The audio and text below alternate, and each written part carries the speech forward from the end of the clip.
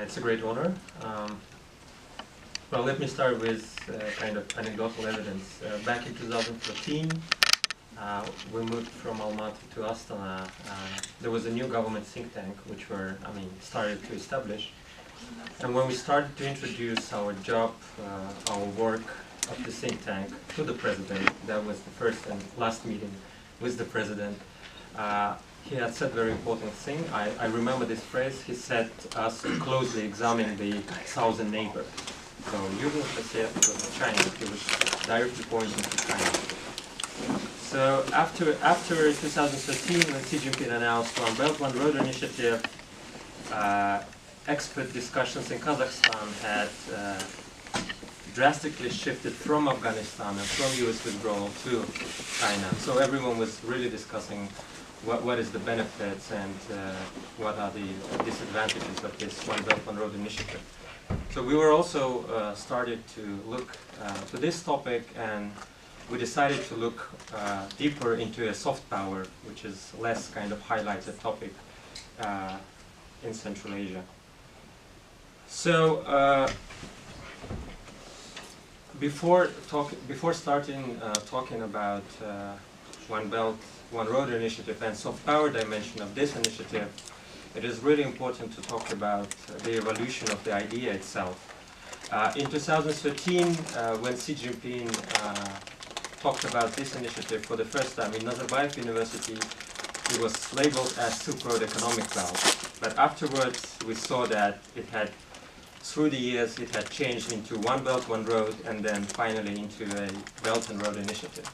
But some of the experts are using all these two or three phrases, interchangeably. But I think it's very telling that this shift had happened in 5 years.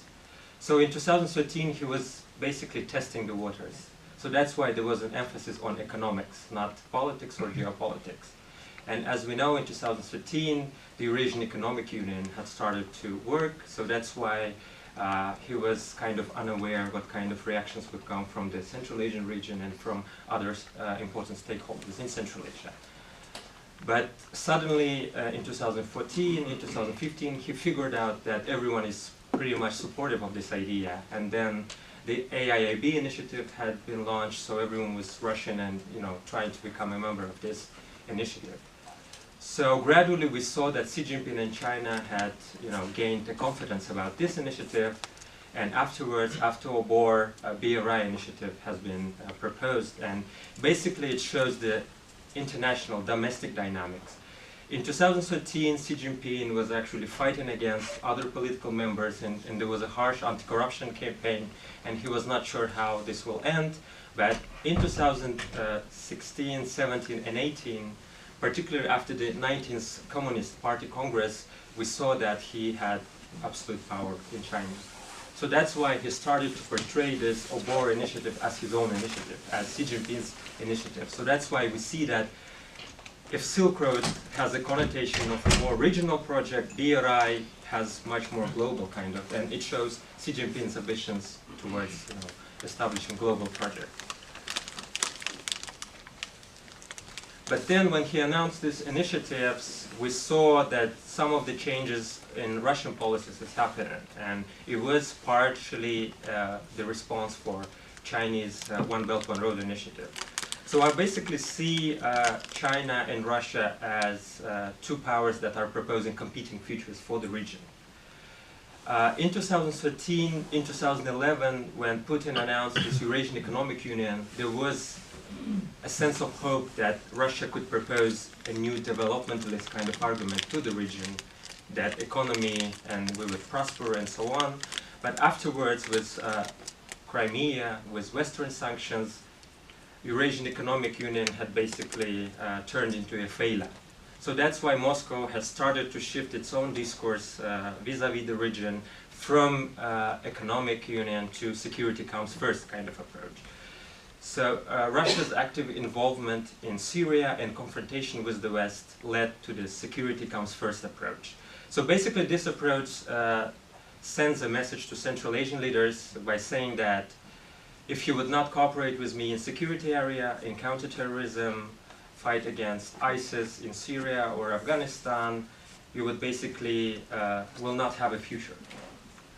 But China says that actually, hey guys, come on, let's establish a common kind of co-prosperity, shared destiny union, and then you will prosper. So let's build a Silk Road economic belt and you will get rich. So these are the kind of competing discourses that are being applied by Russia and China to Central Asia. So actually Beijing's developmentalist approach was very timely, since in Central Asia, and particularly in Kazakhstan, we were feeling that the economic crisis is there and low oil prices are also there, so we need a kind of a new vision, new kind of reform. So that's why China's vision was very useful. And we see that elite had jumped into this idea, and President Nazarbayev in 2015 had launched this infrastructure development plan, Nurlizhou. It was, you know, a bandwagoning strategy to Chinese One Belt, One Road initiative. But even though we have Beijing's kind of developmentalist approach, which emphasizes the neoliberal policies, kind of let's have a free trade, let's be friends with each other, and let's get rich with each other, it actually, there is also a hidden agenda of this discourse. So in our work, we try to decipher this kind of pathological fears that are being masked by this discourse of prosperity. So actually, the discourse of prosperity that China tries to promote in Central Asia and via Obor hides its own fears about Xinjiang and about stability in Central Asia. So there is a similarity with Russian discourse of danger approach, but it is a bit different. It has own local kind of perspective that China is pursuing. So what China is basically doing is that it wants a Central Asia being economically developed. So that's why it invests a lot of infrastructure and energy money into Central Asian states.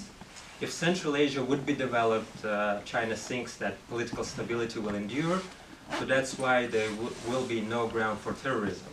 And no one from Central Asia would join ISIS, Al-Qaeda, or some other group. So if there will be no ground for terrorism, the Xinjiang would be stable, and no one would join some separatist movement hand in hand with Uyghurs, for example. So if the Xinjiang would be stable, there would be no spoilers for Xi Jinping. And the other very good bonus for Xi Jinping is that if Central Asia would be stable, it can easily turn into a market to Xinjiang, for example. So this is the kind of ideas that are really hidden behind this overall discourse, which we try to kind of deconstruct. So after talking about prosperity discourse, I want to shift my presentation to soft power. And prosperity discourse is actually one of the important driving forces of Chinese soft power and image and nation branding in Kazakhstan. So one of the strengths of China is that it has very engaging and very trusted relationship with Kazakhstan government. So when Joseph Nye had presented his idea of soft power, he was basically talking about democratic states, and he was making an emphasis on civil society. But when we look to the interaction of China with Kazakhstan, we see that it's basically government-to-government relations. So China is not engaging actively with NGOs and civil society organizations in Kazakhstan. So that's why our Kazakh political elite is very confident that China would not, organize some kind of color revolutions and destabilize the country vis-a-vis, for example, the Western kind of model that we have experienced. So looking from that perspective, I think we could also see and propose new soft power kind of concept for non-democratic states. So Kazakh in China relations proves that government-to-government relations are actually helping China to pursue its own ideological and soft power projects. So I choose one case only, it's Confucius Institute. So when China started to engage with Kazakhstan, it was actually having several kind of goals in its mind. So first goal was to decrease the suspicion in the country where xenophobia was historically strong. The other thing is to increase the resilience of political regime to economic crisis. So since these relations had started to become much more intensive after 2013, Kazakhstan had experienced, as you know, economic crisis and low oil prices. Chinese initiatives, loans and credits were actually, channeled to some of the companies that are being affiliated closely with the government elites. So it was actually a help to a government and political regime. This was the case of Confucius Institute. And when Hu Jintao proposed, and Nazarbayev proposed opening these institutions in July 2005, we saw the first Confucius Institute being opened in December 2007. It was at the Eurasian National University. And in February 2009, another government-sponsored university, Al-Farabi University, had opened a new Confucius Institute with the cooperation of Lanzhou University. And it is important that in October 2010, Confucius Institute had been established in Aktobe Pedagogical University. Why Aktobe? Because there is a heavy presence of Chinese energy and energy companies. So having presence there was also important to improve the image of China in this particular region. But afterwards we see that from national there is a spillover to private universities. So in 2017, first private university, Süleyman Demirel University, had opened the Confucius Institute. So we see that initiative started back in 2005 had led to a spillover to private universities. This is the last part of my presentation. So if to talk about challenges of the prosperity discourse and for the soft power of China in Kazakhstan, there was a very massive land reform protest in many cities of Kazakhstan. And one of the important cities is Atyrau, where heavily Kazakhs are living. So I think the ultimate challenge in the mid-term and longer-term perspective for China is that the Kazakh population is becoming the dominant ethnic group. So as we see, there is an ethnic return migration. Kazakhs from different countries, China, Afghanistan, Uzbekistan, are flowing back to Kazakhstan, and we see mass exodus of many ethnic minorities from Kazakhstan. So there is a dramatic shift of demography in Kazakhstan, and Kazakhstan is becoming the mono-ethnic state. And as we see, ethnic Kazakhs are the most vocal critics of government policies. So when we tried to solve the first problem in 1991 by inviting Kazakhs to decrease the influence of Russian population, we had created another problem. Now Kazakhs are the most important and popular group that are very critical and that are becoming very nationalistic. And 2016 protests show that xenophobia with Kazakhs becoming the dominant group will grow, and it will affect China as well, since China is becoming very visible in many regions of Kazakhstan. And the general discourse is that they will take our jobs, they will marry our women, and they will take our lands.